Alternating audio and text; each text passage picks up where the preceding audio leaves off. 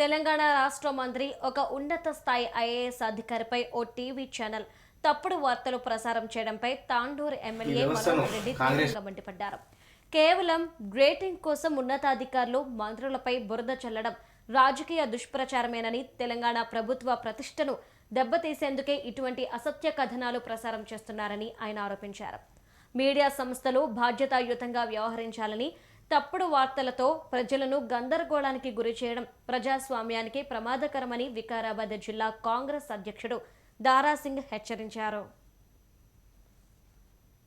కాంగ్రెస్ పార్టీని ఒక గాడిలో తీసుకొని వెళ్లే మంత్రులపైన ఒక ఐఏఎస్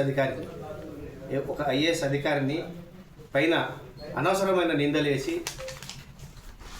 మరి ప్రభుత్వాన్ని కానీ మరి పార్టీని కానీ ఏదో తప్పుదోవ పట్టియాలనే ఉద్దేశంతో ఆంధ్ర మీడియా కొంతమంది ఛానళ్ళు వీళ్ళు కలిసి కాంగ్రెస్ పార్టీ మీద అబద్ధాలు మోసి పార్టీని బదనాం చేయాలి, ప్రభుత్వాన్ని బదనాం చేయాలనే ఉద్దేశంతో ఈ కార్యక్రమాన్ని వాళ్ళు కావాలనే ఉద్దేశంతో చెప్పడం జరుగుతుంది.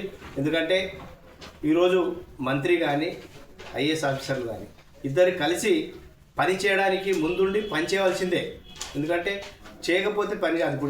ఇప్పుడు అఫీషియల్ మేము కూడా జర్నలిస్టులమన్నా ఎలక్ట్రానిక్ మీడియా, ప్రింట్ మీడియా చాలా గౌరవిస్తాం.